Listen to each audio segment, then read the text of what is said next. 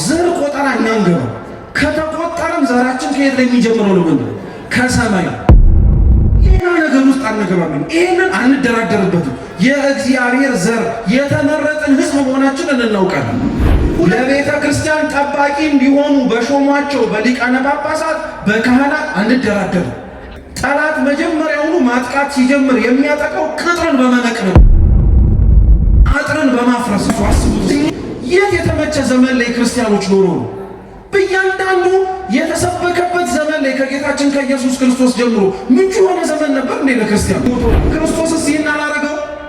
ያሰቃየውን ያንን ሁሉ መከራ እንዲመጣ ከደሙ ንጹሕ ነኝ ብሎ የታጠበውን ጲላጦስን እኮ ክርስቶስ ሰማዕት እንዲሆን ልቡን መልሶለታል። በረከቱ ለሁላችን ትድረስ። እኛ ለጠላት የምንመኘው በቀል እሱ ክርስቲያን መሆንን መርጠን እንደርሱ መሆንንም ሽተን ከመኖር ይልቅ ከምንረገጥ ብለን ማህተባችንን የደበቅን ከምንሰደድ ብለን ያለንበትን ቦታ ሁኔታ መርጠን መስለን መኖርን የሻትን ስንት ክርስቲያኖችን ይሄ ቤተ ክርስቲያን ውስጥ ሊደረግ አይገባም ብለን ጥብቅና የምንቆምለት ምንም አይነት ነገር የኛ ሰውነት ላይ ሊፈቀድ አይችልም።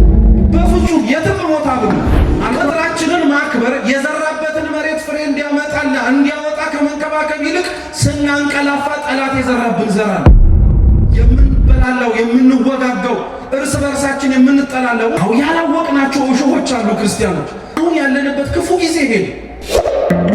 ውድ የሳኔል ሚዲያ ቤተሰቦች በዚህ ቻናል የኢትዮጵያ ኦርቶዶክስ ተዋሕዶ የንግስ በዓላትን፣ መጽሐፍ ቅዱስን መሠረት ያደረጉ ስብከቶችን፣ መንፈሳዊ ዝማሬዎችን እና ክብረ ቅዱሳንን የሚገልጡ ትምህርቶችን በስፋት የሚቀርቡበት ስለሆነ ለቻናሉ አዲስ ከሆኑ ሰብስክራይብ በማድረግ ቤተሰብ ይሁኑ። ይህን መንፈሳዊ አገልግሎት ላይክ፣ ሼር በማድረግና አስተያየት በመጻፍ ይደግፉ።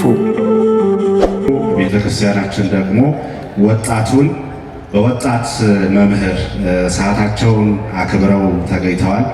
መምህራችን ምናልባት ከዚህ በፊት በተለያዩ የሶሻል ሚዲያ አውታሮችን በዕቅበተ እምነት ላይ ትልቅ ስራ ከሚሰሩ ወጣት መምህራን መካከል በእድሜ ወጣት ነገር ግን በመንፈሳዊ ሀብት በመንፈሳዊ ሕይወት በቃለ እግዚአብሔር ደግሞ የበለጸጉ መምህራን ዛሬ ላይ ቤተ ክርስቲያን አሉኝ ከምትላቸው ወጣት መምህራን መካከል መምህር ዘላለም ታየ ይሆናሉ ማለት ነው። የመጀመሪያውን ክፍለ ትምህርት የሚያስተምረውን እሳቸው ናቸው። ለእሳቸው ተናጋሪ አንደበት እንዲሁም ደግሞ ምስጢሩን አምላካችን እግዚአብሔር እንዲገልጥላቸው እኛም ቅዱስ ቃሉን የምንሰማበትን እዝነ ልቡን አምላካችን እንዲያድለን መልካም ፈቃዱ ይሁንልን። ቀጥታ ወደ መምህራችን ወስዳቸዋለሁ። አሜን። በስመ አብ ወወልድ ወመንፈስ ቅዱስ አሐዱ አምላክ አሜን። ክቡራን አበው መነኮሳት፣ አባቶች ካህናት፣ ወንድሞች ዲያቆናት፣ ሊቃውንተ ቤተ ክርስቲያን የሆናችሁ ምእመናን፣ ምእመናት ሁላችሁ የልዑል እግዚአብሔር ቤተሰቦች በወደደን ባከበረን በአምላካችን ፍጹም ሰላም እንደምን ዋላችሁ? እንደምን አመሻችሁ? አሜን። ቸርነቱን ምሕረቱን ይቅርታውን በእድሜያችን ላይ ጨምሮ በፊቱ የሚያሳየነውን የእምነት ማነስ የምግባር ጉድለት ሳይመለከት አይቶም ይቅር እያለን ያቆየን የአባቶቻችን አምላክ ቸሩ መድኃኔዓለም ስሙ የተመሰገነ ይሁን። አምላካችን ቅዱስ እግዚአብሔር በጉባኤያችን መሃል ተገኝቶ የራቀውን አቅርቦ የረቀቀውንም አጉልቶ ምስጢርን ገልጦ እንዲያስተምረን ከምንም በላይ የምንሰማውን ደግሞ ለመኖር እንድንችል እንዲረዳን የእርሱ የአምላካችን ቅዱስ እግዚአብሔር ፈቃድ ይሁንልን። የሐዋርያው የቅዱስ ማቴዎስ ወንጌል ምዕራፍ 13 ከቁጥር 1 እስከ 9 ባለ የመጽሐፍ ቅዱስ ክፍለ ምንባብ መነሻ አድርገን ባለችን ደቂቃ እንማራለን። የቅዱስ ማቴዎስ ወንጌል ምዕራፍ 13 ከቁጥር 1 ያለው የጌታችን ኢየሱስ ክርስቶስ ቃል እንዲህ ይላል።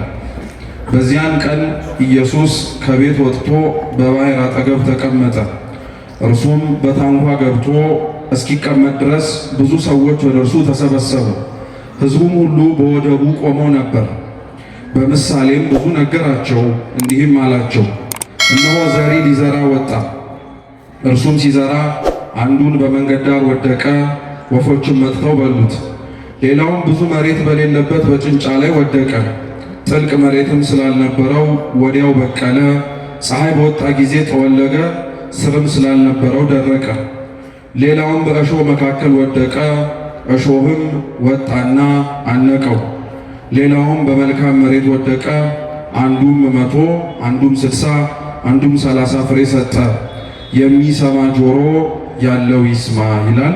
ስለ ቃሉ የአምላካችን የልዑል እግዚአብሔር ስም የተመሰገነ ይሁን። በዚህ የመጽሐፍ ቅዱስ ክፍለ ምንባብ መነሻነት ትምህርታችንን የምንማር ይሆናል። አምላካችን እንዲያስተምረን የእርሱ ቅዱስ ፈቃድ ይሁንልን። የሐዋርያው የቅዱስ ማቴዎስ ወንጌል እና የቅዱስ ዮሐንስ ወንጌል በጥንቷ ቤተ ክርስቲያን ብዙ ሊቃውንተ ቤተ ክርስቲያን ያነበቡትና ብዙ ትርጓሜያትንም ጭምር እንዳስተማሩበት የሚጠቀሱ ሁለት ወንጌላት ናቸው። እነዚህ ሁለት ወንጌላት ከሌሎች ከቅዱስ ማርቆስና ከቅዱስ ሉቃስ ወንጌል ጋር የሐዲስ ኪዳን ቀኖና መጽሐፍት ላይ ጌታችን መድኃኒታችን ኢየሱስ ክርስቶስ በዚች ምድር በተመላለሰበት ጊዜ ላይ ያስተማረውን ትምህርት፣ በእጆቹ ያደረጋቸውን ተአምራት፣ በመጨረሻም ደግሞ ለድህነተ ዓለም ሲል ራሱን ቤዛ አድርጎ የሰጠበትን የድህነት ስራውን ጽፈውልን የምናገኛቸው ወንጌላት ተብለው ይጠራሉ። እነዚህ መጽሐፍት በቤተ ክርስቲያናችን ውስጥ እንደ መጽሐፍነታቸው ይነበባሉ። ምስጢር ያዘሉ ናቸውና እንደ ምስጢር ማዘለነታቸው ደግሞ ይተረጎማሉ። የሕይወት መጽሐፍት ደግሞ ስለሆኑ ከቃል ባለፈ ደግሞ የሚሰሟቸውም ሰዎችም አድማጮችም ጭምር እንዲኖራቸውም ጭምር ይፈለግበታል። ወንጌል በቤተ ክርስቲያናችን የሚነበብ መጽሐፍ ብቻ ሳይሆን የሚኖርም ሕይወትም ጭምር ነው። እኛ ዛሬ ያለን ሰዎች በመጽሐፍ ተጽፎ የተመለከትነውንና ያነበብነውን ወንጌል ጌታችን ኢየሱስ ክርስቶስ በምድር ዞሮ ባስተማረበት ጊዜ ላይ በቃል የተናገረው እንዲሁም ደግሞ ኖሮም ጭምር ያሳየው።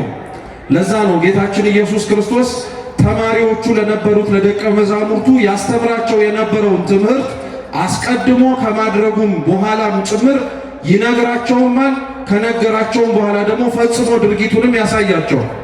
ለምሳሌ የቅዱስ ዮሐንስ ወንጌል ምዕራፍ 13 ጌታችን መድኃኒታችን ኢየሱስ ክርስቶስ ተላልፎ የሚሰጥበት ምሽት ላይ አስቀድሞ በምስጢረ ሐሙስ ቅዱስ ቁርባን ሥርዓቱን ከማሳየቱ በፊት ውሃ በኩስኩስቱ ቀድቶ የደቀ መዛሙርቱን እግር ለማጠብ ዝቅ አለ። ወገቡንም በማበሻ ጨርቅ ወይንም ደግሞ በደረቅ ጨርቅ ታጠቀ። ዝቅ ብሎ የእያንዳንዱን የደቀ መዛሙርቱን እግር ካጠበ በኋላ መምህር ነህ፣ ጌታ ነህ እያላችሁ መናገራችሁ ልክ ናችሁ። እኔ መምህር ጌታ ስሆን የእናንተን እግር ዝቅ ብዬ ካጠብኩኝ እናንተ ደግሞ እርስ በርሳችሁ ተጣጠቡ ብሎ ጌታችን አስተማራቸው። ክርስቶስ ስለ እግር ማጠብ ሲያስተምራቸው፣ ወንጌል ሲሰብክላቸው በቃል በንግግር ብቻ ያሳያቸው ሳይሆን ዝቅ ብሎ ድርጊቱንም ጭምር ፈጽሞን ያስተማራቸው። ስለዚህ ወንጌል የሚሰማ ብቻ ሳይሆን የሚኖርም ነው ብላ ቤተክርስቲያን የምታስተምረው ለዛ ነው። ጌታችን ኢየሱስ ክርስቶስ ደግሞ ያስተማራቸውን ትምህርቶች መካከል አንዱ እኛ ለትምህርታችን መነሻ አድርገን የመረጥነው የቅዱስ ማቴዎስ ወንጌል ምዕራፍ 13 ቁጥር 1 ያለው ትምህርቱ ነው። ይህ ትምህርት አባቶቻችን እንደሚያስተምሩንና እንዳስተማሩን ከሆነ ጌታችን ለመጀመሪያ ጊዜ በምሳሌ ማስተማር የጀመረው ትምህርት ነው ይባላል። ይህ ማለት ግን አስቀድሞ የማቴዎስ ወንጌል ምዕራፍ 5 ላይ ክርስቶስ መንግሥተ ሰማያትን በተለያየ መልክ መስሎ እንዳስተማረ፣ ሌሎችም ደግሞ ሕዝቡ መረዳት እንዲችል ሊገባው በሚችል አገላለጽ ያስተማራቸው ትምህርት ሳይኖሩ ቀርተው አይደለም። ረዘም ያለ ምሳሌ ያስተማረበት፣ ያንኑ ያስተማረውን ትምህርት ደግሞ ምሳሌውን የተረጎመበት ትምህርት ስለሆነ ደቀ መዛሙርቱ ይህንን ትምህርት ከነሱ በኋላ የተነሱም መምህራነ ቤተ ክርስቲያን ክርስቶስ በምሳሌ ያስተማረው የመጀመሪያው ትምህርት ይህ ነው ብለው ይናገራሉ። ቅዱስ ወንጌል ጌታችን ይህን ትምህርት ከማስተማሩ በፊት ሲነበብ እንደሰማችሁት ምን ይላል? ከቤት የነበረው ጌታችን ኢየሱስ ክርስቶስ ወደ ባህር ወጣ ይላል። ጌታችን ኢየሱስ ክርስቶስ የማያስተምርበት ቦታ የለም። በተራራም ያስተምራል፣ የሚሰማ ሕዝብ በተሰበሰበበት፣ በቤት ውስጥም ያስተምራል፣ የሚያደምጥ ሕዝብ ካለ። በተለያየ ቦታ ላይ ጌታችን ኢየሱስ ክርስቶስ አድማጭና ተማሪዎች ካሉ የማያስተምርበት የትም ቦታ የለም። በሁሉም ቦታ ይሰብካል። ነገር ግን ቅዱስ ወንጌል ላይ ጌታችን ኢየሱስ ክርስቶስ አስተምሮባቸዋል ተብለው የሚጠቀሱት ቦታዎች ያስተማረባቸውን ቦታ ለመወከል ብቻ የሚጠቀሱ ሳይሆኑ ጌታችን ኢየሱስ ክርስቶስ የሰበካቸውንም ትምህርቶችንም ጭምር እንዴት አድርገን መረዳት እንዳለብንም ፍንጭ የሚሰጡ ናቸው። ክርስቶስ በሜዳ ወይንም ደግሞ ሁሉም በተሰበሰቡበት ቦታ ላይ የሚያስተምራቸው ትምህርቶች ሌሎቹም እንዲሰሙ የሚፈቅዳቸው ትምህርቶች ናቸው። በቤት ውስጥ የሚያስተምራቸውና በቤት ውስጥ ግን ተናገራቸው የሚባሉት ግን ቀን ሲያስተምራቸው ወይንም ደግሞ ብዙ ሕዝብ ተሰብስቦ በነበረበት ቦታ ላይ ሲሰብክ በነበረበት ወቅት ላይ ያስተማረውን ትምህርት ሌሊት በቤት አብረውት በሚያድሩት አብረውት ደግሞ እስከ ፍጻሜው ድረስ እንሆናለን ላሉት ለደቀ መዛሙርቱ የሚተረጉማቸው የምስጢር ትምህርቶች ማብራሪያ ናቸው። በቤት የተሰበከ በቤት የተነገረ የሚባለው ለሁሉም አድማጭ የማይነገር ለሁሉም ሰሚ የማይሰበኩ ትምህርቶች ናቸው። ክርስቶስ እንደነዚህ አይነት መሰል ትምህርቶችን በቤቱ ላሉት ብቻ ነው የሚነግራቸው። በቤቱ ውጪ ያሉት ሰዎች ግን ይህ ትምህርት ቢሰሙት እንኳን ጸኖባቸው ወይም ከብዷቸው ወይ ሊረዱት አይችሉም፣ አሊያም ደግሞ ከሰሙት በኋላ ምንነቱን ስለማያውቁ ከነሱ የሚጠበቅባቸው ምን እንደሆነ ባለመረዳት እንዲሁ ዝም ብለው ሊተውትም ጭምር ይችላሉ። ስለዚህ ክርስቶስ አድማጩን ለይቶ ነው የሚያስተምር። ሁሉም ሰው ሊሰማው የሚችለውን ትምህርት ያስተምራል። ሁሉም ሰው ሰምቶት ሊሸከመው የማይችለውን ትምህርት ግን በቤት ውስጥ ብቻ ይሰብካል። ይሄንን ክርስቶስ ያስተማረው የዘርዘሪውን ምሳሌ መጀመሪያ በቤት ውስጥ ነበረ። ሁሉም ተሰብስቦ ሊያየው በማይችል ስፍራ ነበር። ነገር ግን በጣም ብዙ ሰው ውጪ እንዳለ ሲመለከት፣ ነገር ግን ብዙ ሰው እርሱን ለማየት ተሰብስቦ ቤት ግን እንደከለለው ሲያውቅ ሊሰሙት የመጡትን ሕዝብ ፈልጎ ጌታችን ኢየሱስ ክርስቶስ ወጣላቸው እንዲታያቸው። በባህር አጠገብ ዙሪያ የነበሩ በጣም ብዙ ሰዎች ቤቱ ሊሸከማቸው ስላልቻለ ውጭ ቆመው እርሱን ይናፍቁ ነበር። ስለዚህ ክርስቶስ ሊያዩት የመጡት ሕዝብ እንዳለ ሊያዳምጡትም የመጡ ሰዎች እንዳሉ ስላወቀ ወደ ውጭ ወጣላቸው። ወደ ውጭ ከወጣም በኋላ ጌታችን ኢየሱስ ክርስቶስ እነዚህን ሕዝብ ተመለከታቸው፣ አያቸው። ክርስቶስን ይከተለው የነበረው ሕዝብ ሁሉም የሚመጣበት ዓላማ የተለያየ ነው። በነገራችን ሁሉም የሚመጣበት ዓላማ ተመሳሳይ አይደለም። አንዳንዶች ክርስቶስ ያስተምርበት ቦታ ላይ ይገኙ የነበሩት እውነትም ተምረው ለውጥ ለማምጣትና እስከ መጨረሻው ድረስ ለመከተል ነበረ። ልክ የክርስቶስን ትምህርት ተምረው ቆርጠው እስከ መጨረሻው ድረስም አብረንህ እንሆናለን ብለው እንደወሰኑት እንደ አባቶቻችን ሐዋርያት። አንዳንዶች ክርስቶስ ያስተምርበት የነበረበት ቦታ ላይ ይቀመጡ ይገኙ የነበሩት ደግሞ የእጆቹን ተአምራት ፈልገው እርሱ ካልሆነ ከእርሱ ውጭ ሌላ መፍትሄ እንደማያገኙበት ያወቁት ነገር ስላለ፣ ሌሎች ክርስቶስ የሚገኝበት ቦታ ላይ ይገኙ የነበሩት ደግሞ እርቧቸው ጠምቷቸው ምግብ ሰጥቷቸው እንዲያጠግባቸው ለቁመተ ሥጋ የሚያስፈልጋቸውን እህል ለማግኘት፣ ሌሎች ክርስቶስን ካለበት ቦታ ላይ ይገኙ የነበሩት ደግሞ ውበት ደምግባቱን ፈልገው ሲነገር የሰሙትን ያምራል ተብሎ ሲወራ የሰሙትን ክርስቶስን በዓይናቸው አይተው እንደተወራው እውነት ውበት ደምግባት አለውን ብለው ለማጣራት የሚመጡ ነበሩ።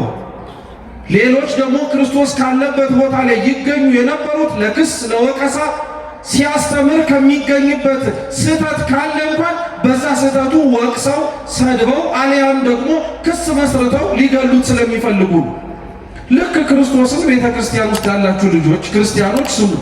በእነዚህ ምክንያት ተከትለውት ካለበት ቦታ ላይ እንደሚገኙት ዛሬም ቤተ ክርስቲያን ውስጥ የምንገኝ ሰዎች በነገራችን ላይ ወይም ቤተ ክርስቲያን ዙሪያ የምናንጃብብ ሰዎች ከአምስቱ ምክንያቶች አንዘን።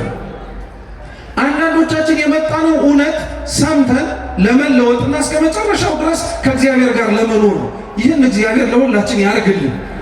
ይህ ነው የመጀመሪያው የክርስቲያን ዓላማ። ቤተ ክርስቲያን ውስጥ ሲገኝ በ40 በ80 ቀንም ተጠምቆ ቤተ ክርስቲያን ውስጥ አለ ክርስቲያን ነህ ተብሎ ሲሰበክ ስሙን ተሸክሞት ግብሩ ስራው ታቶበት ለመኖር አይደለም። ቢችል የተማራውን ኖሮ እስከ መጨረሻው ከእግዚአብሔር ጋር ለመጣበቅ። አንዳንዶቻችን ደግሞ የመጣነው ተአምር ፈልገን ነው። እርሱ ካልሆነ አንዱ አምላክ ካልሆነ በቀር ሌላ ማንም ሊፈጽመው የማይችል ነገር እንዳለ አውቀን እርሱን ደጅ ለመጥናትና የእርሱን ተአምር ምልክት ፈልገን የመጣንም ሰዎች አንጠፋም። ሌሎቻችን ደግሞ የምንመጣበት ምክንያት ደግሞ ርቦን ጠምቶን ነው። ቤተ ክርስቲያን ውስጥ የሚዘከረውን ዝክር ያሉትን ምግቦች ለመቅመስ የመጣ። በነገራችን ላይ ለዛ ነው ታውቃላችሁ፣ በቤተ ክርስቲያናችን ጥንታዊ ስርዓት መሰረት ጽዋ ዝክር ከቤተ ክርስቲያን ውጪ እንደማይደረግ ታውቃላችሁ። አስቀድሞ ዝክርና ጽዋ ቤተ ክርስቲያን ውስጥ ነው የሚደረገው። ለምን?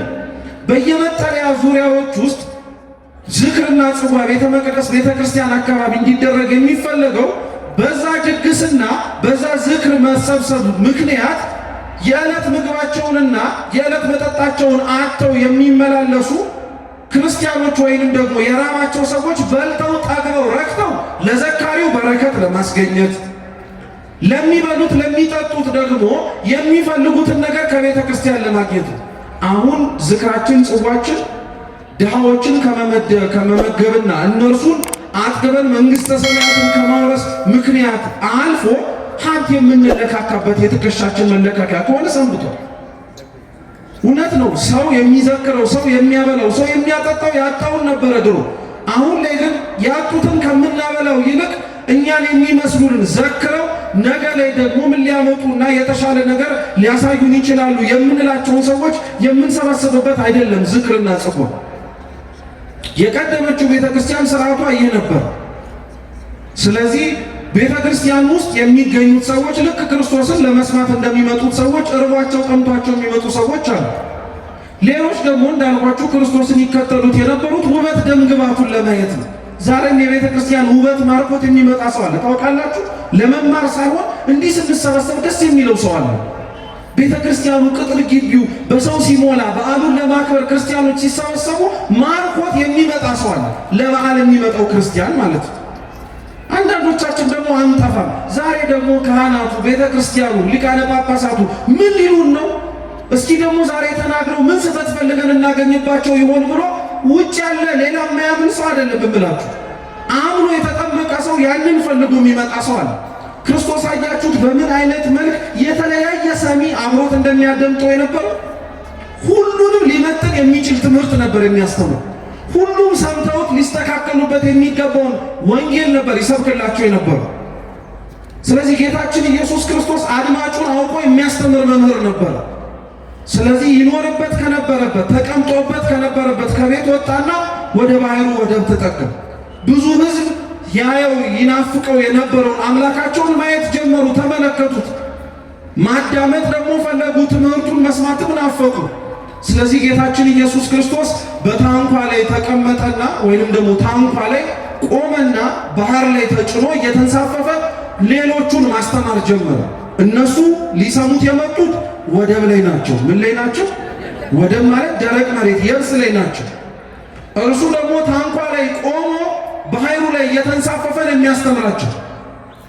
ጌታችን ኢየሱስ ክርስቶስ እንደ አንድ ሊያዩት እንደፈለጉ ከእርሱ ትምህርትም ሰምተው ለመለወጥ እንደመጡ ሰዎች ብናስበው ማስተማር የነበረበት ለመስማት በሚከብዳቸው እርሱ እየተንቀሳቀሰ የቆመባትን ታንኳ በምትንሳፈፍበት ባህር ግራ ቀኝ እያለች ባለበት ቦታ አይደለም። ምቹ የሆነ ቦታ ላይ ቆሞ ሊሰሙት በሚችልበት ሁኔታ ነበር ማስተማር የነበረበት። ምክንያቱም እንኳን ባህር ላይ የቆመ ሰው ቀርቶ እኮ እኛ እንኳን ይሄ ማይክሮፎን ባይኖርና እየተንቀሳቀስን ወደ ግራ ወደ ቀኝ ብናወራ ሁሉም ሰው ለመማር የሚመጣው ሁሉ ለመስማት ያዳግተዋል። እውነት ወይ ይሳሰብ? እውነት ነው፣ ያዳግታል። ምን አለ ይላል ሰው። እንግዲህ አስቡት፣ በዛ ዘመን ላይ ደግሞ እንኳን መሬት ላይ አይደለም ባህር ላይ ታንኳ ላይ ቆሙ። ባህሩ እየተንቀሳቀሰ እርሱም የቆመባት ታንኳ ወደ ግራ ወደ ቀኝ እያለች፣ ህዝቡ ግን ወደቡ ላይ ቆሞ ይሰማ ነበር። እንዴት ታጋሽ የሆነ አድማጭ ቢሆን ነው? አልሰማንም እኮ ብለው መንቀሳቀስ ይችላሉ። እየተደመጠን እኮ አይደለም ብለው ወደ ፈለጉበት መሄድ ይችላሉ። ግን እውነት ናፍቀውት ስለመጡ ማየትም ፈልገው ስለተሰበሰቡ ማዳመጥ ፈልገው ለመማር ስለተገኙ ክርስቶስ የቆመበትን ታንኳና እየተንቀሳቀሰበት ያለውን ባህር ከማየት ይልቅ ቃሉን ለመስማት በጣም አድርገው ናፍቀው ነበር። አባቶቻችን ሊቃውንተ ቤተ ክርስቲያን ክርስቶስ ተሳፍሮባት ቆሞባት ያስተምራት የነበረችውን ታንኳ አንደኛ የቤተ ክርስቲያን ምሳሌ ናት ይላሉ። የማን ምሳሌ ናት? አዎ የቤተ ክርስቲያን ምሳሌ ናት። ታንኳ መሸከም የሚችለው ስንት ሰው? ያው ታንኳ ላይ መሳፈር አይጠበቅባችሁም። ታንኳ ምናቅ ከሆነ ታንኳ ጀልባና መርከብ በመጠናቸው ይለያያሉ። በጣም ትንሹ ምንድን ነው የሚባለው? ታንኳ። ቃልዮት ያሰማል። ከታንኳ ምን ከፍ ይላል? ጀልባ ከፍ ይላል። ከጀልባ ምን ከፍ ይላል? መርከብ ከፍ ይላል። መርከብ ብዙ ሰው ይዛል። በአንጻሩ ጀልባ ከመርከቡ ያነሰ ሰው ይዛል። ታንኳ ግን ሊይዝ የሚችለው ስንት ሰው ነው? እሺ ቴሌቪዥን ላይ የጣና ገዳማትን ለማስጎብኘት ባህሩ ላይ ወደዛ ወደዚህ የሚሉ አሳ የሚያጠምዱ ሰዎች አይታችሁ አታውቁ? የተሳፈሩባት ታንኳ ስንት ሰው ነው የምትይዘው? እስኪ አንድ ሰው በሉ። አንድ ሰው ብቻ ነው መያዝ የምትችለው። ሁለት ሰው፣ ሶስት ሰው፣ አራት ሰው ቢጨመርባት ታንኳዋ መሸከም ስለማችል ምን ታደርጋለች? ትሰምጣለች። ምን ማለት መሰላችሁ ክርስቲያኖች? ክርስቶስ የተሳፈረባት ቆሞ የሚያስተምርባት ታንኳ ቤተ ክርስቲያን ናት። ቤተ ክርስቲያን የምትሸከመው መሸከምም የምችለው ራሷ የሆነውን ማንም ብቻ ነው? ክርስቶስን ብቻ ነው። ሌላ ቤተ ክርስቲያን ውስጥ ቋሚ ሆኖ ራስ ሆኖ የሚያስተምርባት ቆሞ ቃሉን የሚያስደምጥባት በካህናቱ በሊቃነ ጳጳሳቱ በአገልጋዮቹ ሆኖ ሊሰብክ ሊያስተምር የሚችለው ብቸኛ ታንኳው ላይ ቤተ ክርስቲያን ላይ የቆመው ክርስቶስ ብቻ ነው ለማለት ነው። አንደኛዋ ቤተ መቅደስ ቤተ ክርስቲያን የምትባለው እቺ ነው። ሁለተኛው ግን ቤተ ክርስቲያን የሚባለው የእኛ ሰውነት ነው። ልብ ብላችሁ አድምጡ ክርስቲያኖች። የእኛ ሰውነት ቤተ መቅደስ ቤተ ክርስቲያን ነው። ታንኳዋ መሸከም የቻለችው አንድ እርሱን ብቻ እንደሆነ ሁሉ የእኛ ሰውነት ሊሸከመው የሚገባውና መሸከምም ያለበት ክርስቶስን ብቻ ነው ለማለት ነው። በአንጻሩ ግን የእያንዳንዳችንን ሕይወት ስታዩት እኛ ታንኳ ቤተ መቅደስ በተባለ ሰውነታችን ከእግዚአብሔር ውጪ ቆሞበት ወደ ቀኝ ወደ ግራ ወደፊት ወደ ኋላ የሚመራው አለ ወይስ የለም? አለ አለ። ክርስቲያኖች ቤተ መቅደስ የተባለ ሰውነታችንን ቆሞበት ሊመራውና ቆሞ ሊያስተምርበት የሚገባው ክርስቶስ ሊገኝበት ሲፈለግና ሲጠበቅበት ከእርሱ ውጪ ያሉ ሌሎች እንግዳ ነገሮች መቅደስ የተባለ ሰውነታችን ውስጥ አስገብተናል። የሚያሳዝነው ነገር ምን መሰላችሁ ክርስቲያኖች? አሁን ለምሳሌ አንድ ሰው እዚህ የተሰበሰብንበት ቤተክርስቲያን ውስጥ ምሳሌ ነው። እዚህ ያለንበት ቤተክርስቲያን ውስጥ ቆሞ አሁን ያለንበት ቦታ ላይ ተገኝቶ እዚህ ቤተክርስቲያን ውስጥ ሲጋራ ቢያጨስ ምንድን ነው የምትሉት? ነውር ነው። እሺ ሌላስ? ሲጀመር እንደው አንወሻሽ ነውር ነው ወደሚለው ደረጃ ማንደርስ እያጋጨን የምናስወጥ እውነት ይሳሰብ እንደው መናገሩ በኋላ ነው የሚመጣው። እየደበደብነው ነው የምናወራው፣ ራሱ እየመታ ነው እንናገረዋለን። እንዴት እያለን ማለት ነው እንጂ እንዴት ምናምን ኧረ ተው አንወሻሽ እንጂ የምናደርገውን ራሱ ድርጊትና መደብደቡን ራሱ እንደ ቃታ እምነት ጥበቃ ነው የምንቆጥረው። ማለትም እርሱን መምታታችን ትልቅ ጀብድ እንደሰራንና ለቤተ ክርስቲያን ጥብቅና እንደቆምንላት ማለት ነው። ልብ ብላችሁ ስሙ እሺ። አሁን ውጪ ሲቆም እና ሲያጨስ ይህን ሰውዬ ነውር ነው ብላችሁ ደብድባችሁ አበረራችሁ። ቤተ መቅደሱ ውስጥስ ቢያጨስ መልሱ እንጂ ቶሎ ብሎ አሁንም በትትና አታናገሩት። ምናልባት ቤተ መቅደስ ስለሆነ በፍቅር ስባችሁ ምን ታረጉታላችሁ? ታወጡታላችሁ። ከወጣ በኋላ ግን ወደ ምኑ ነው የምንሄደው? አሁንም ወደ ዱላው ነው የምንቀጥለው። እሺ ቤተ መቅደስ ውስጥ ስለዚህ ሲጋራ ማጨስ ይቻላል አይቻልም? መልሱ ቶሎ ብሎ እሺ። ቤተ ክርስቲያን ቅጥር ግቢ ውስጥስ ማጨስ ይቻላል አይቻልም? አጥሩ ዙሪያስ ምንድን ነው ድምጻችሁ ቀነሰ? ብዙ ኃጢአት አብዛኞቻችን እዛ አጥሩ ዙሪያ ሰው ምንም ችግር የለውም ማለት አሁን ጸቡም እዛ ጋር ቢሆን ቢያንስ አጥሩ ጋር ነው ውስጥ አልገቡም እንላለን። እሺ ውጭስ ቢሆን አይ ታውት እሱ ነው። እውነት ለመነጋገር ቤተ ክርስቲያን ውስጥ ቢያጨስ ብናገኘው እንመተዋለን። እዚህም ቤተ መቅደስ ቅጥር ውስጥ እንናገረዋለን፣ ውጭም እንናገረዋለን። ትንሽ ራቀን ካለ የራሱ ጉዳይ ለምን የራሱ ጉዳይ እንግዲህ ምን ዓለም ላይ ስንት አጫሻለ ለምን ልብ ብላችሁ ስሙ። ቤተ መቅደስ ውስጥ ሲገባ ቤተ መቅደስ ውስጥ ይህ ኃጢአት መደረግ አይቻልም ብለን ማለት ያስወጣል። ይሄ ቤተ መቅደስ ውስጥ የተከለከለው ሱስ አንተ ሰውነት ጋር ይፈቀድ እና ታዲያ ተመሳሳይ እኮ ይሄም መቅደስ ነው፣ ያንተም ሰውነት ምንድን ነው? መቅደስ እኮ። ይሄ ቤተ ክርስቲያን ውስጥ ሊደረግ አይገባም ብለን ጥብቅና የምንቆምለት ምንም አይነት ነገር የኛ ሰውነት ላይ ሊፈቀድ አይችልም በፍጹም። የትም ቦታ ብሎ አልኳችሁ እኮ ቤተ መቅደስ ውስጥ ሲሆን ኃጢአት ነው አለ። ቅጥር ግቢ ውስጥም በደል ነው፣ አጥሩ ዙሪያም ኃጢአት ነው፣ ውጪ ስንወጣም በደል ነው ካለ ቤተ መቅደስ ውስጥ የማንሰራው ኃጢአት ውጪ የምንፈቀድለት ምንም ምክንያት የለም፣ አይፈቀድም እንጭም። እየሰማችሁ ነው ክርስቲያኑ? አዎ ሰውነታችን ላይ ልክ ክርስቶስ እንደቆመባት ታንኳ እንዳልኳችሁ መሪዋ ክርስቶስ ብቻ ነው መሆን ያለበት። የእያንዳንዳችን ሰውነት ግን ክርስቶስ ሊመራው የሚገባው ሆኖ ሳለ በጣም ብዙ እንግዳ ነገሮች አስገብተንበታል። ኃጢአቱም፣ ነውሩም፣ በደሉም፣ ዘረኛነቱም፣ ክፋቱም ሁሉም ስለገባበት ታንኳው እየተበጠበጠ የእኛ ሰውነት ወዴት ቦታ ላይ ቆሞ መርጋት እንዳለበት ያልታወቀ ለዛ ነው ሁሉም የሚመራው ሆነ። ማንም እየመጣ የሚነዳው ሆነ። የኛ ሰውነት ግን መምራት የነበረበት ቆሞም ይሄንን ሰውነታችንን ማስተዳደር የነበረበት ማን ነው? እግዚአብሔር ክርስቶስ ብቻ ነው። ክርስቶስ ቆሞ ያስተምርባት የነበረችው ታንኳ እንዳልኳችሁ የኛ ሰውነት ናት። ወደ ግራ ወደ ቀኝ የሚያማታው ደግሞ እኮ ዓለም እኮ ነው። ክርስቲያኖች አሁን ያለንበት ዓለም ላይ የኛ ሰውነት ለክርስቶስ መታዘዝ የከበደው ዓለሙ በጣም የሚንጥ ሆኖ አይደለም። እኛ ታንኳ የተባለ ሰውነታችን ላይ ግን ማን መቆም ስላቃተው ነው? ክርስቶስ መቆም ስላቃተው ነው። አምላካችን መቆም ስላቃተው ነው። ያን የከለከልነው ደግሞ እኛ ነው። ያን አሻፈረኝ ያለው እኛው ነው፣ እርሱ አይደለም። የኛ ታንኳ ጠቦት አይደለም። ሰውነታችን አንሶት አይደለም። ሰውነታችንን ተመልክቶ ተጸይፎትም አይደለም። ሲጀመር ራሱ እንደ ባለ መድኃኒትነቱ እኮ እንደኛ አይነቱ በደለኛና ኃጢአተኛው ነው ሊቆምበት የሚያስፈልገው፣ ጻድቁን አይደለም። አብዛኞቻችን ግን ክርስቶስን ስለ ሰውነታችን ከልክለነዋል።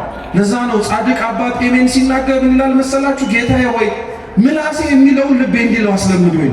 አብዛኞቻችን ለአንደበታችን የምንመሰክረውን የአምላካችንን ስራ ልባችን ውስጥ አይገኝም። በጣም ግራ የተጋባን ሰዎች ስለሆንን ማለት ነው። ስለዚህ ክርስቶስ የቆመባት ታንኳ አንድም የተሰበሰብንባት ቤተ ክርስቲያን፣ አንድም የኛ ሰውነት ነው። ሶስተኛ ክርስቶስ ቆሞ ያስተምርባት የነበረችው ታንኳ ደግሞ የክርስቲያኖች ሕሊና ናት። የክርስቲያኖች ሕሊና በሉ። አዎ ምን ማለት መሰላችሁ? ወደቡ ዳር የቆመው ሰው ክርስቶስ ወደቡ ዳር እንዲቆም ያደረገውና እርሱ ታንኳ ላይ ቆሞ ማስተማርን የፈለገው ለምን መሰላችሁ? ዳር ሆናችሁ ሳይሆን እኔ የምላችሁን የማስተምራችሁን መስማትም ሆነ ማዳመጥ ያለባችሁ እኔ ካለሁበት ቦታ ላይ ተገኝታችሁ ነው ለማለት ነው። ክርስቶስ ያልቆመበት ሕሊና አምላካችን ልዑል እግዚአብሔር ሊመራው የማይችል አይምሮ እግዚአብሔር የሚለውን ነገር ራሱ እየሰማ ሊገባውና ሊረዳው የማይችል ሰው። አብዛኞቻችን ቤተ ክርስቲያን ውስጥ እንዳለንበትና እንደቆየንበት ዕድሜ ክርስቲያኖች ተምረነው እንዳልተማርነው፣ ሰምተነው እንዳልሰማነው፣ አውቀነው መኖር ሲጠበቅብን እንደ አዲስ ሁሌም የምናዳምጠው የእግዚአብሔር ቃል ሰርክ አዲስ ስለሆነ ሁሌም የማይጠገብ ስለሆነ ብቻ አይደለም፣ እኛው ራሳችንም ጭምር ወደቡ ዳር ስለቆሙ አንዳንዶቻችን በቤተ ክርስቲያንም ጉዳይም ሆነ በቤተ ክርስቲያናችን ትምህርትም ጭምር ወደብ ዳር የቆምን ሰዎች አለ። በቃ ዳር ላይ ቆሞ የሚማር ሰው አለ። ዳር ላይ ቆሞ የሚሰማ ሰው አለ። ቤተ ክርስቲያን በርቀት ነው የሚል ቤተ ክርስቲያን እዛ ዳር ጋር ቆመ ነው እንጂ ስትገባ የምትሰማው የምታየው የምትመለከተው ነገር በሙሉ ሊመጣብጥህና ሕሊናህን ሊያውቀው ስለሚችል እዛች ዳር ጋር ብትቆም ይሻላል። ስንቱ ዳር ቆሞ ተቸገርን እኮ ክርስቲያኖች። አሁን መግባት እንኳን መሰብሰብ በሚገባን ጊዜና ወቅት ላይ እንኳን አብዛኞቻችን ዳር ላይ የቆሙ መስማቱን እንሰማለን፣ ማዳመጡንም እንፈልጋለን። እርሱ ቆሞ ከሚያስተምርበት ባህር ላይ ግን መራመድ አንፈልግም። ዳር ላይ ነው መሆን የምንፈልገው። ፍቅር እኮ እግዚአብሔር ያለን እኛም እንወደዋለን የምንለው በምን እንደሚለካ ታውቃላችሁ? ልብ ብላችሁ ስሙ። ክርስቶስ ደቀ መዛሙርቱን በሚያስተምርበት አንድ ወቅት ላይ ምን አላቸው? እናንተ ተሻገራችሁ ጠብቁኝ ብሎ እነሱን በጀልባ ላይ አሳፍሮ እሱ ግን አብሯቸው ሳይሳፈር ሄዱ። ከጥቂት ቆይታዎች በኋላ በባህሩ ላይ እየተንሳፈፉ የሄዱት የነበሩት ደቀ መዛሙርቱ አውሎ ነፋስና ወጀብ ተነሳባቸው። እየሰማችሁ ነው? አውሎ ነፋስና ወጀብ ተነሳባቸው። በጣም ተጨነቁ፣ በጣም ተወጠሩ። አብሯቸው መምህራቸው ጌታቸው እንደሌለ ስላወቁ ሰጥመው ሊጠፉ መሰላቸው። ነገር ግን ጌታችን ኢየሱስ ክርስቶስ ባህሩ ላይ እየተራመደ መጣ። ደነገጡ፣ ፈሩ። ለምን? ቀድሞ ስልጣን ሰጥቷቸው በምድር ላይ ያዙት፣ ይናዙት፣ ያስወጡት የነበሩት ርኩስ መንፈስ አሁን በማያውቁት ቦታ በባህር መጥቶ ሊያሰጥማቸው ሊገላቸው መስሏቸው ተጨነቁ። ግን እውነታው ተራምዶ በባህር ላይ ሲመጣ የነበረው ማን ነው? ክርስቶስ። ታስታውሳላችሁ? ክርስቶስ በባህር እየተራመደ ሲመጣ ጌታው እንደሆነ ሲያውቅ ካለው ፍቅርና ጽናት የተነሳ ና በለኝ ብሎ ባህሩን እንደየብስ የረገጠው ሄደው ጴጥሮስ ትዝ አላችሁ? ጴጥሮስን ባህር ላይ እንዲራመደው ያደረገው ምን ይመስላችኋል ክርስቲያኖች? አንደኛ እምነቱ ነው። በኋላ ላይ ሲጠራጠር ደግሞ የቆመበት ባህር ምን ሲያደርገው አይተነው፣ ከርቶት ሲሰምጥበትም ተመልክተነው። ሁለተኛ ግን ክርስቶስ እየተራመደበት የነበረበት ባህር አውሎ ነፋስ ወጀብ ያለበት ነው። ጭንቅ ነው፣ መጠበብ ነው፣ መከራ ነው። ግን እርሱን አይቶ ወደ ኋላ ካለበት ታንኳ ይልቅ አንተ ያለህበት አውሎ ነፋስና ወጀብ ይሻላል ብሎ ስላለው ፍቅር እየተራመደ መጣ። ክርስቲያኖች ለእግዚአብሔር ያለን ፍቅር መልካምና ደግ በሆነበት ዘመን ብቻ አብረነው በምንሰበሰብ የሚገለጥ አይደለም። አውሎ ነፋስና ወጀብ ሆኖ እርሱ አምላካችንም ጭምር ባለበት ቦታ ላይ የምንራመድም ሰዎች መሆን አለብን።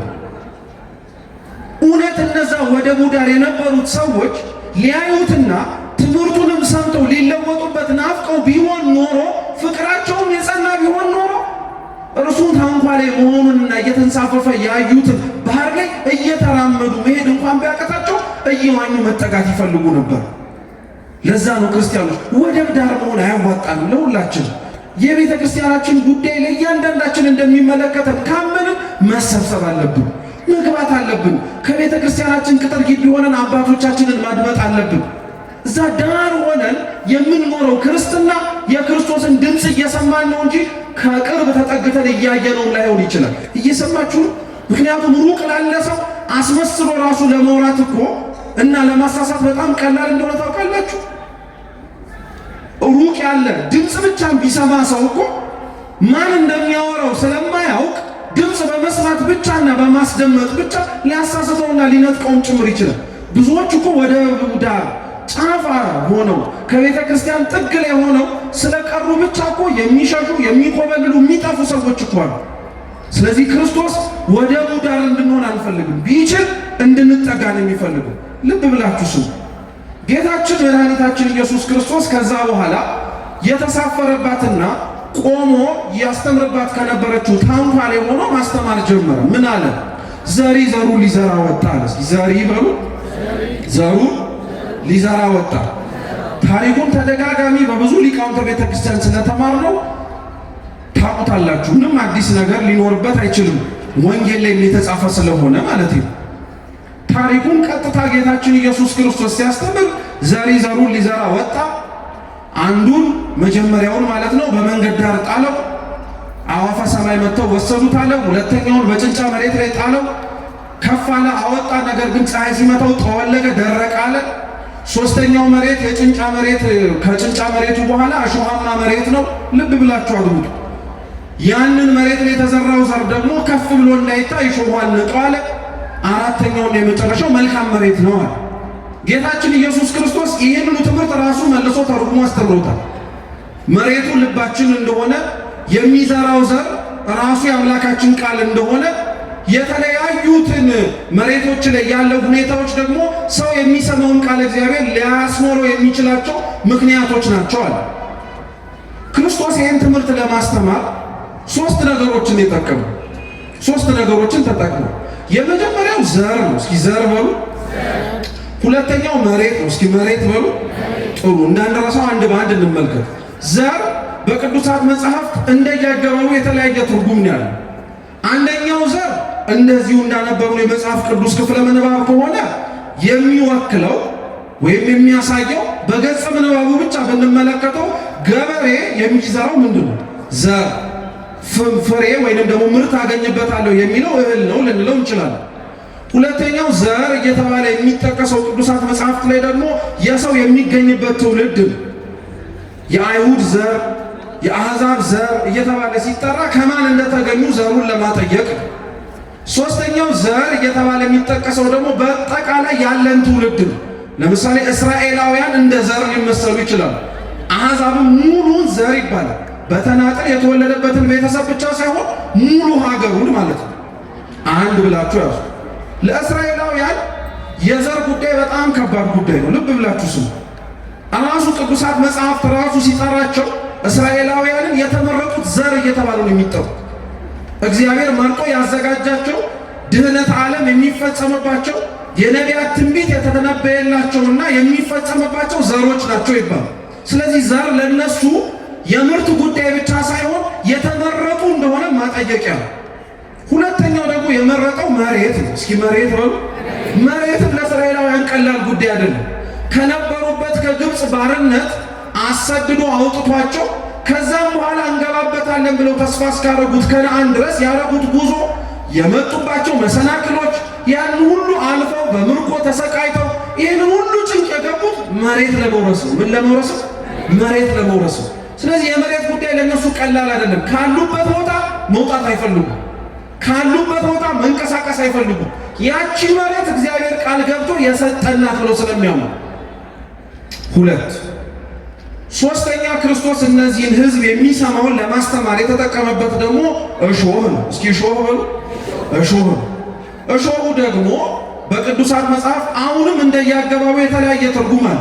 እሾህ መጀመሪያ የሰማነው ወይንም ደግሞ ስለ እሾህ ሲነገር በቅዱሳት መጽሐፍት መጀመሪያ ያገኘነው ኦሪት ዘፍጥረት ምዕራፍ 3 ላይ የነበረባትን የገነትን መሬት በኃጢአት አርክሷት አዳምን ሲያባረው እግዚአብሔር አምላክ የሚወርድባትን ምድር እሾህና ምን ታብቅልብህ ብሎታል? አሜከላ ታብቅልብህ ብሎታል። እሾህን መጀመሪያ የሰማነው ያኔ ነው። እሾህ እንደዚህኛው አገባብ ከሆነ እንደ አዲስ የሚበቅል አዲስ ፍጥረት ሳይሆን መሬት በተባለ በሰውነት ላይ ፍጥረታት ይሰልጥኑበት፣ እኩያት የሆኑት ነገሮች ይወጡብሃል። እነሱን መንቀል ራሱ አንድ ስራ ይሆንብሃል። መጀመሪያ እሾህ የሚባለው ይሄ። ሁለተኛው ግን እሾህን የመረጠው ለምንድን ነው መሰላችሁ? እሾህ አንደኛ ሳይፈለግ የሚበቅል ተክል ነው። እሾህ ፈልጎ የሚዘራ ሰው እንዳለ ሁሉ፣ ነገር ግን እሾህ ባትፈልጉትም ባትዘሩትም ስራ ይበላችሁ ምን ሊያደርግ ይችላል? ሊወጣ ይችላል። ወይ እሾሃማ የሆነ ተክል ባልዘራችሁበት ሊበቅል የሚችል ነገር ነው። ስለዚህ ክርስቶስ እነዚህን ሶስት ነገሮች መርጦ እስራኤላውያን በተለየ መልኩ የማይደራደሩባቸው ጉዳዮች ስለሆኑ መርጦ ለማስተማር ፈለገ። እነዚህ እስራኤላውያን የማይደራደሩባቸው ነገሮች እንዳልኳችሁ በዘራቸው፣ በመሬታቸው እንዲሁም ደግሞ በእሾህ ራሳቸው ሊጠብቁበት በሚፈልጉት ነገር አይደራደሩ። ለአዲስ ኪዳን ምዕመናን ክርስቲያኖች የማንደራደርበት ዘራችን ምን እንደሆነ ታውቃላችሁ? ከእግዚአብሔር መወለዳችን። ከማን መወለዳችን? አዎ ዘር ቆጠራ እኛ እንገባ። ከተቆጠረም ዘራችን ከየት ላይ የሚጀምረው ነው? ምን? ከሰማይ። ሌላ ነገር ውስጥ አንገባም። ይሄንን አንደራደርበትም። የእግዚአብሔር ዘር የተመረጥን ሕዝብ መሆናችንን እናውቃለን። ሁለተኛ ማንደራደርበት ነገር ቢኖር ልብ ብላችሁ ስሙ። እስራኤላውያን በመሬት ላይ የማይደራደሩት፣ እኛ ማንደራደረው መሬት ተብላ በተሰጠችን በቤተ ክርስቲያንና በመንግስተ ሰማያት አንደራደርበት። በፍጹም አንደራደርም። ተስፋ አድርገናት ናፍቀናት ኖረንባት ተሰብስበንባት በመጨረሻም ደግሞ የእግዚአብሔርን መንግስት ታወርሰናለች ብለን የተቀበልናት ከእግዚአብሔር መሬታችን የእኛ ቤተ ክርስቲያናችን ነው። ሶስተኛው የማንደራደርበት ነገር ደግሞ ቤተ ክርስቲያንን በምትጠበቅበት መንገድ። እስኪ ቤተ ክርስቲያንን በሉ። ምን የምትደረግበት መንገድ? አዎ እሾህ ለሰው አጥር ቅጥር ሆኖ ከጠላት መጠበቂያ እንደሆነ ሁሉ የቤተ ክርስቲያን አጥሯ፣ ቅጥሯ፣ ጠባቂዋ እግዚአብሔር ነው። በእርሷ እንደራደር። ለቤተ ክርስቲያን ጠባቂ እንዲሆኑ በሾሟቸው በሊቃነ ጳጳሳት በካህናት አንደራደር። ይህን ጠንቅቃችሁ እወቁ ምእመን። ጠላት መጀመሪያውኑ ማጥቃት ሲጀምር የሚያጠቃው ቅጥርን በመነቅነቅ አጥርን በማፍረስ ነው። እኛ ይሄ አልገባን ብሎን የተከለልንና መጠበቂያ አድርጎ ያዘጋጀልንን እሾህ ጠላት ቢነቅለው አንድ ነገር ነው። አሁን እኮ እኛው ራሳችን ነቃ እየሆንን ተቸገርን። እየጠቀምን እየመሰለን እየተጎዳን እንደሆነ መንቃት አለብን። ክርስቲያኖች እማንደራደርባቸው ነገሮች ላይ አቋማችንን ማስመር አለብን። በክብረ ክህነት አንደራደር።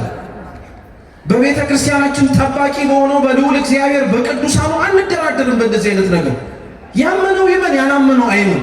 ለማሳመን እንሞክራለን። ባያምንም ግን እግዚአብሔር በራሱ ታማኝ ነው፣ ምስክርም አይሻም። እነዚህ ነገሮች አይደራደሩበትም። ስለዚህ በማይደራደሩባቸው በሚያውቋቸው በሚገባቸው ነገር ነው የሚያስተምራቸው። ስለዚህ ዘሪ ዘሩን ሊዘራ ወጣ።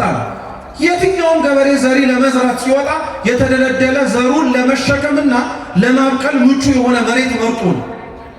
ይህን ገበሬ ሊዘራ የወጣውን አምላክ ግን ተመልከቱት። ገበሬ ልብ ብላችሁ ስሙን ክርስቲያኖች፣ የሚዘራውን ዘር የሚያገኘው ከየት ነው? ገበሬ የሚዘራውን ዘር የሚያገኘው ከየት ነው? ገበሬ መሆን አይጠበቅባችሁ። እውነቴን ነው የምላችሁ። ገበሬ የሚዘራውን ዘር ከየት ነው የሚሰበስብ? ከጎተራው ነው አይደል? ከጎተራው ምርጥ ዘር ብሎ ያወጣል። ያንን ምርጥ ዘር ምቹ የሆነ ወቅት ሲመጣ ዘርቶ ፍሬ ሊያገኝበት የሚችልበት የለሰለሰ መሬት ሲያገኝ ምን ያደርገዋል? ኧረ መልሱ፣ ይዘራዋል። ገበሬ ዘር በማይዘራበት ወቅት ምቹ ባልሆነ መሬት ላይ ዘሩን ይዘራል? አይዘራም በፍጹም። ኧረ ተውት። ቢርበው ቢጠመው እህል በቤቱ ቢጠፋ መርጦ ተክያ በቅልበታለሁ ያለውን ዘር በቤቱ ከፍ አድርጎ አንጠልጥሎ ያስቀመጠውን በቅል ላይ ማለት ነው አውጥቶ ጠብሶ ወይም ቆልቶ ይበላው? ረሃቡን ይመርጣታል? በፍጹም። ያቺን ዘር ቆልቶ በላት ማለት ነገ ክረምት ሲመጣ ምኑን ነው? ረሃቡን ነው። ምንም የትም ሊያገኝ አይችልም። በሚዘራው ዘር ገበሬ አይደራደርም። የሚዘራው ዘር ምርት የሚያገኝበትና ምቹ የሆነ ወቅት እንደሆነ ይጠብቃል። ተመልከቱት ይሄን ገበሬ ክርስቶስን። ማን ገበሬ ነው በዚች መሬት ላይ ፍሬ ሊያገኝበት እንደማይችል እያወቀ አስፋልት ላይ የሚዘራ ገበሬ አለ? የለም። ክርስቶስ እንዴት አይነት ገበሬ እንደሆነ ተመልከቱት። አስፋልት እንደተባለ ሰውነታችን ልቡናችን የደነደነ እንደሆነ እያወቀ እግዚአብሔር ለምንድን ነው የሚያስተምረው? እንደማንለወጥ እንደማንስተካከል እንደተደከመብን ድካም ለውጥ ልናመጣ የማንችል ሰዎች እንደሆነ እኛው ራሳችን እኮ እናውቀዋለን። ለምን እግዚአብሔር ይደክምብናል ታዲያ? እሺ ተውት፣ ችግር የለም እርሱ።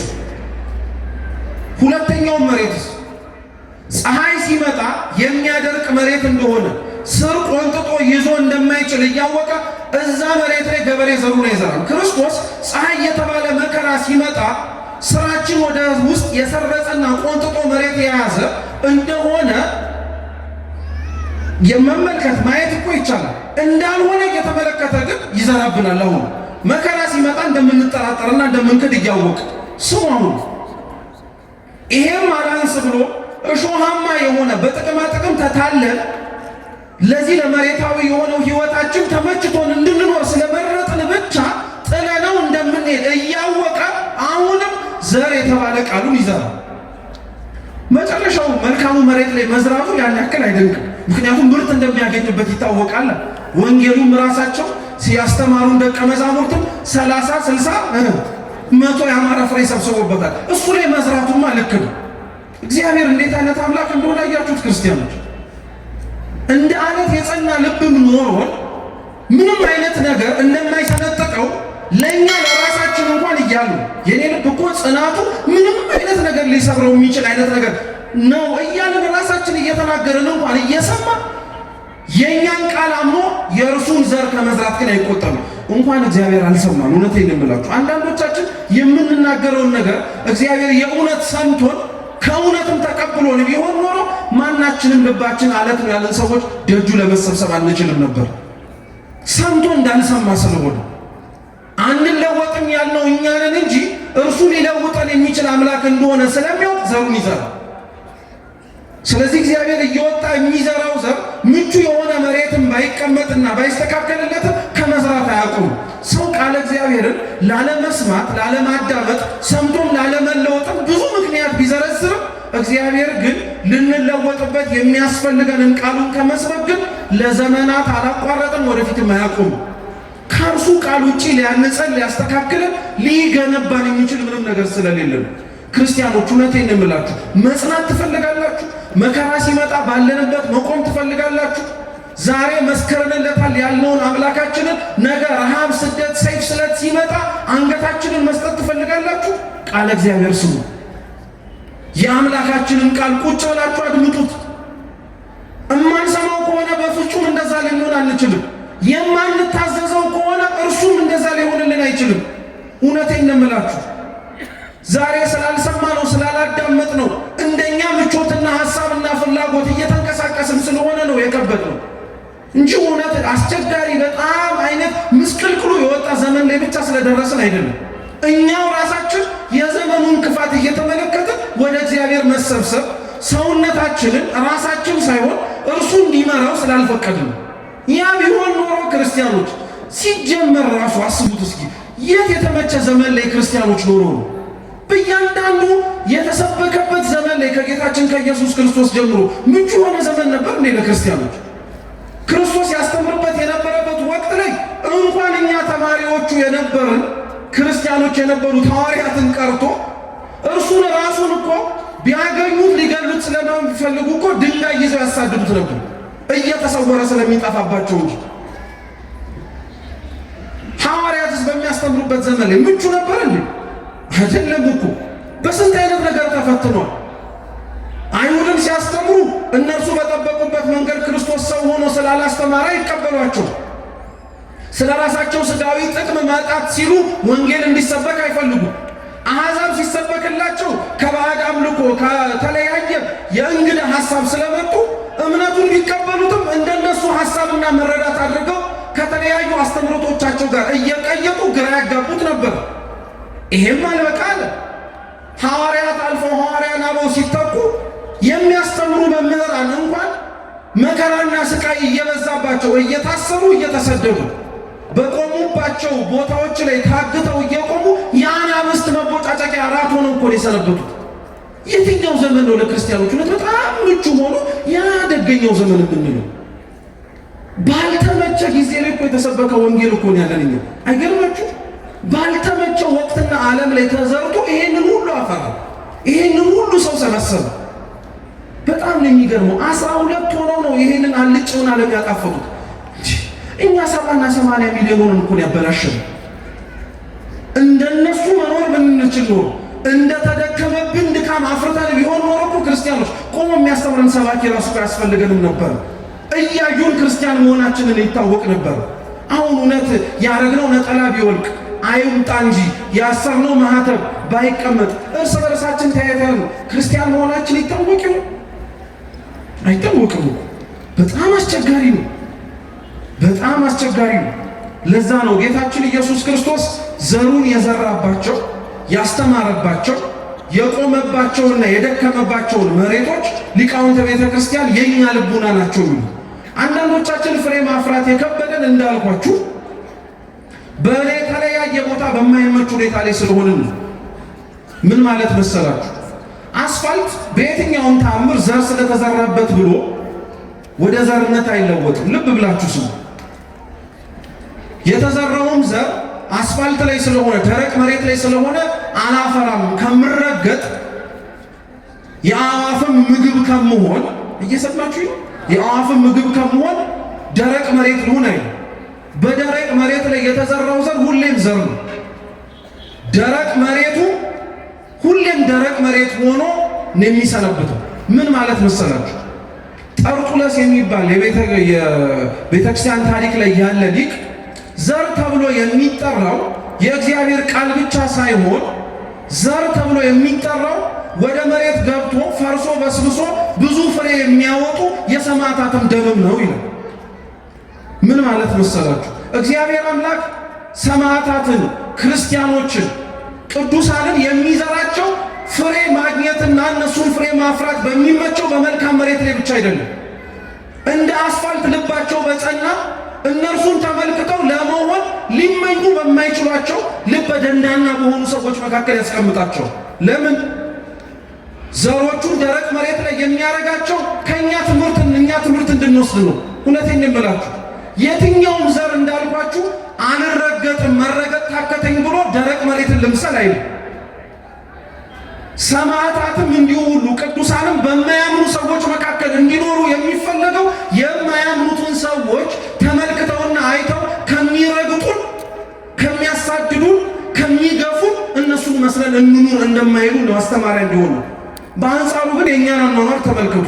የምንኖርበትን ቦታ መስለን ክርስቲያን መሆንን መርጠን እንደርሱ መሆንንም ሽተን ከመኖር ይልቅ ለጥቂት ለምንኖራት ጊዜ መስለን አስመስለን ጭምር እንኖራለን። እውነት አስብ፣ እውነት ነው ከምንረገጥ ብለን ማህተባችንን የደበቅን ከምንሰደድ ብለን ያለንበትን ቦታ ሁኔታ መርጠን መስለን መኖርን የሻትን ስንት ክርስቲያኖችን ለእኛ መማሪያ እንዲሆኑ ነው ደረቅ መሬት ላይ ቅዱሳኑን የሚዘራቸው። ጭንጫ መሬት ላይ ይዘራቸዋል። መከራ የበዛበት ቦታ ላይ ክርስቶስ ይዘራቸዋል ቅዱሳንን። ለምን?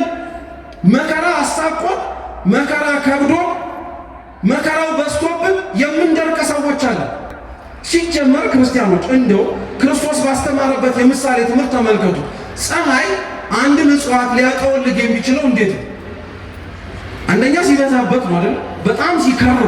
ሁለተኛ እጽዋቱ ሊደርቅ የሚችለው ስሩ ወደታች ቆንጥጦ መሬቱን መያዝ ስላልቻለው እና ቅዱስ ዮሐንስ አፈወርቅ ምን ይላል መሰላችሁ? ፀሐይ በተባለ በመከራ ዘመን ልብ ብላችሁ ስሙ፣ ማፍራትና ከፍ ብሎ መታየት ሲጠበቅባቸው የሚጠወልጉ ማለት እላይ ላዩን ሲመለከቱ ክርስትናውን የሚኖሩት የሚመስሉ ከመሬት ስር ያለው ስራቸው ግን ቆንጥጦ ከቤተ ክርስቲያን ጋር ያልተጣበቁ ሰዎች ናቸው።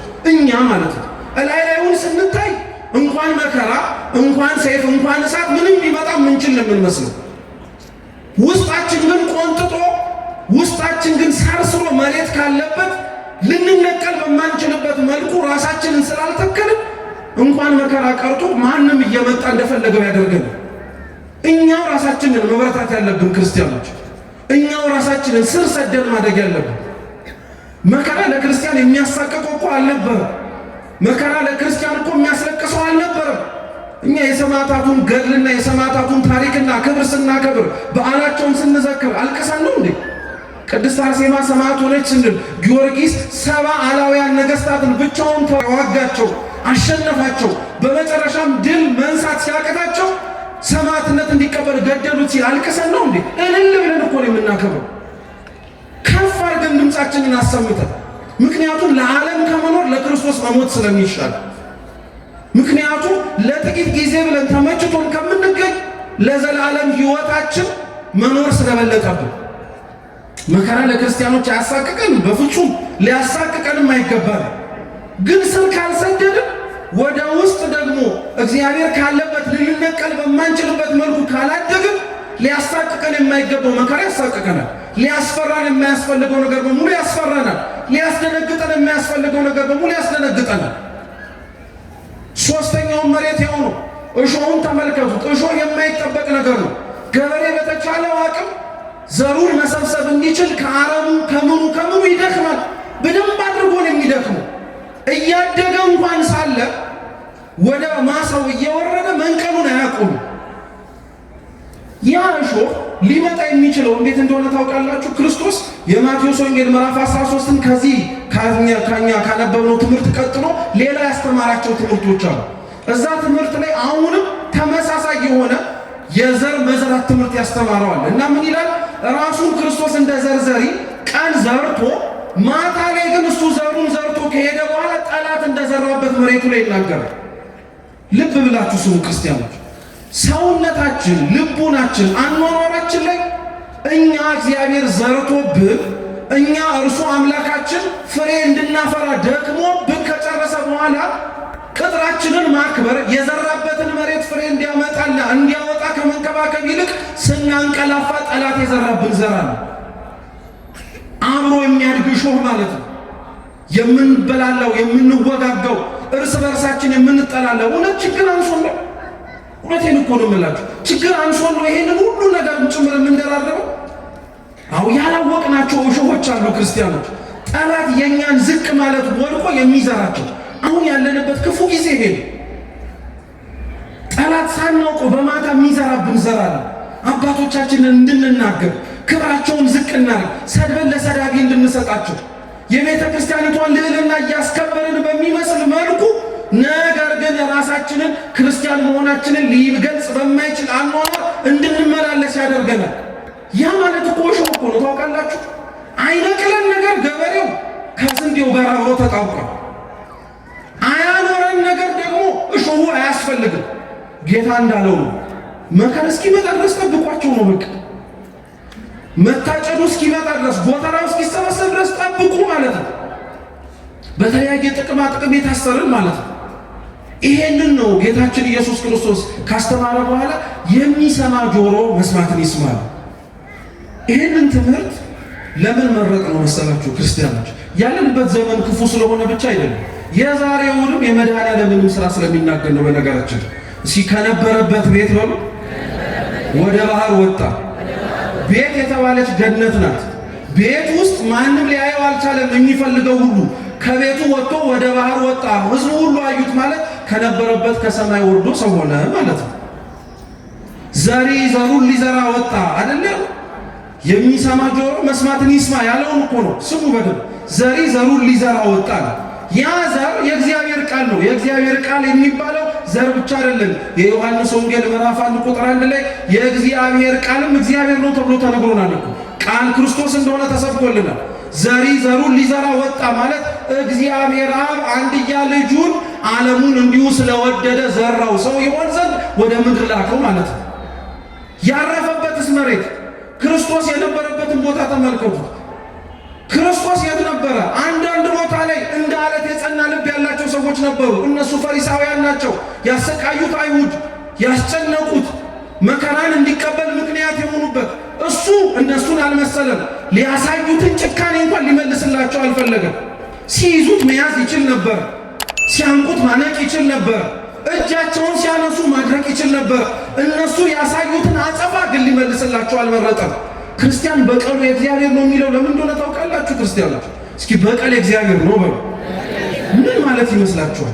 በቀል የእግዚአብሔር ነው ማለት በመቅሰፍትና በመዓት እግዚአብሔር የገፉትንና ክርስቲያኖችን ያሳደዳቸውን በሙሉ ይቀስፋል ማለት ይመስላችኋል?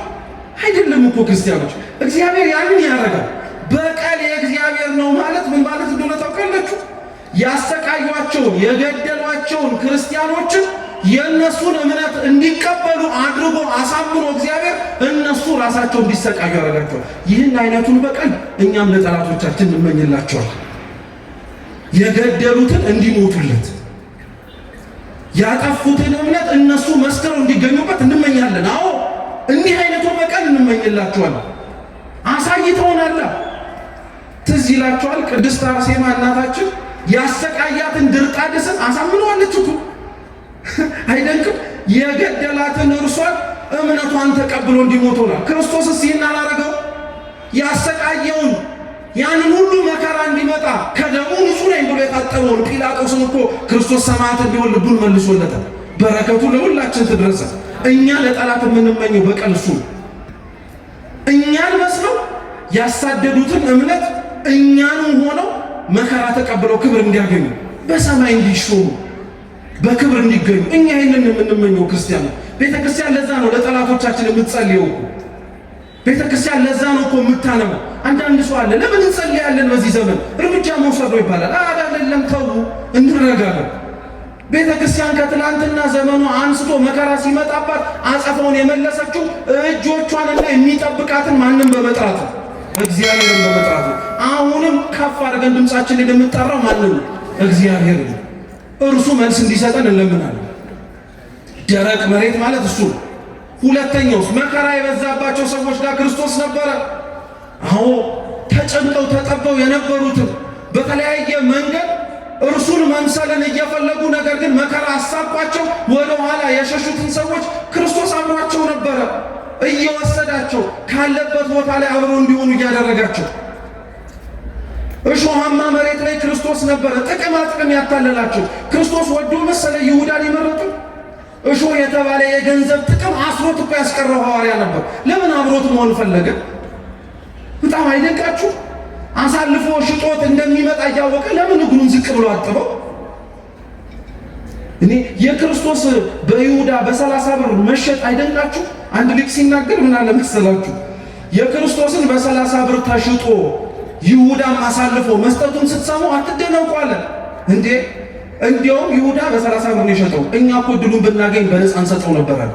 አሁን እያንዳንዳችን ክርስቶስ የገባልንን ቃል ወዲያ ብለን ለሰይጣን ስንታዘዝ ምን ሰይጣን ቃል ገብቶልን እሺ ብለህ የታዘዝከው? ምን የሚያወርስ ርስት እንዳለ አምነ ነው አሜን ብለህ የተቀበልከው? ይሁዳ እንኳን 30 ብር አውጥቶበታል። እኛ እንዲሁ ዝም ብለን ያለ ዋጋ ነው የምንሸጠው አምላካችን።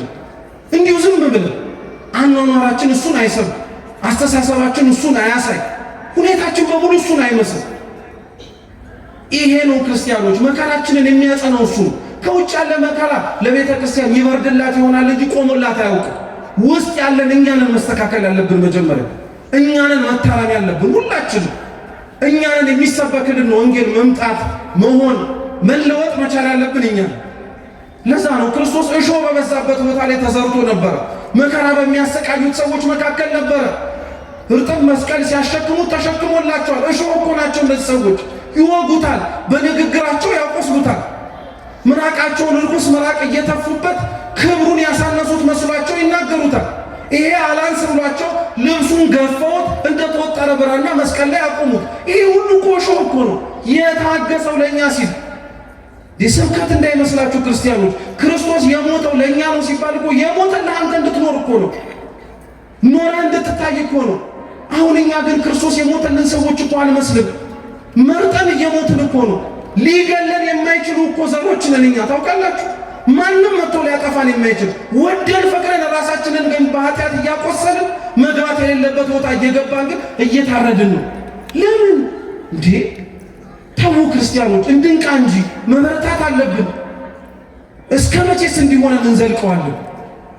እውነቴን እኮ ነው የምላችሁ። ከኛ መካከል ተፈልጎ የሚገኝ መልካም ዘር ይሆን?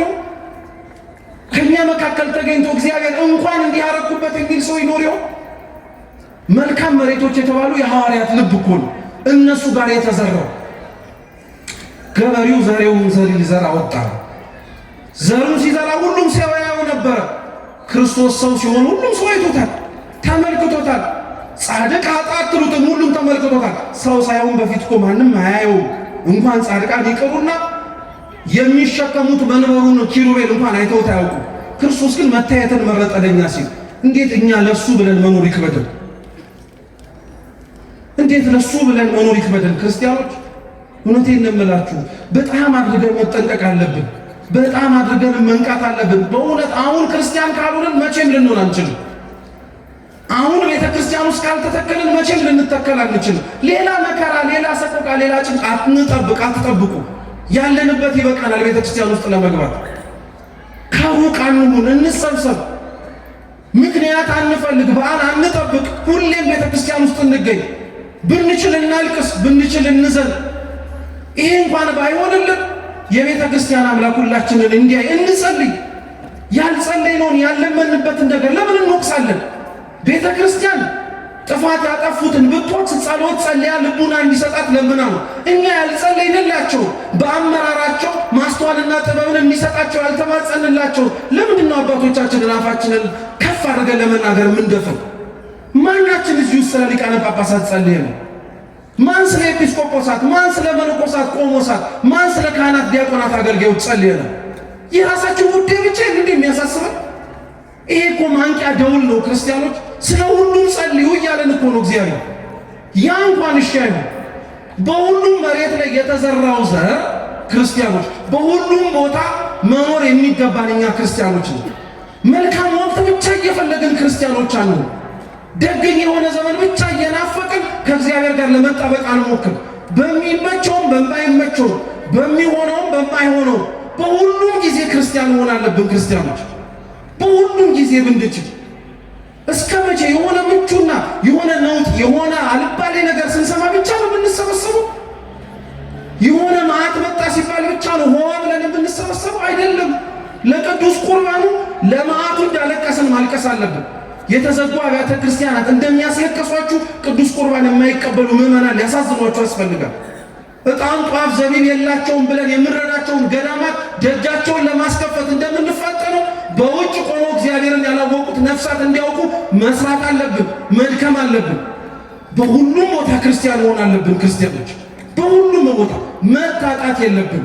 እግዚአብሔር አምላካችንነት በሚመቸውም በማይመቸውም ጊዜ ስለ ስሙ መመስከርን እንድንችል ይርዳን።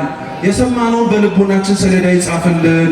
በጎደለው በነጠበው በብፁዕ አባታችን በሊቃውንቱ የሚታረም የሚስተካከል ይሁን። ወስብሐት ለእግዚአብሔር።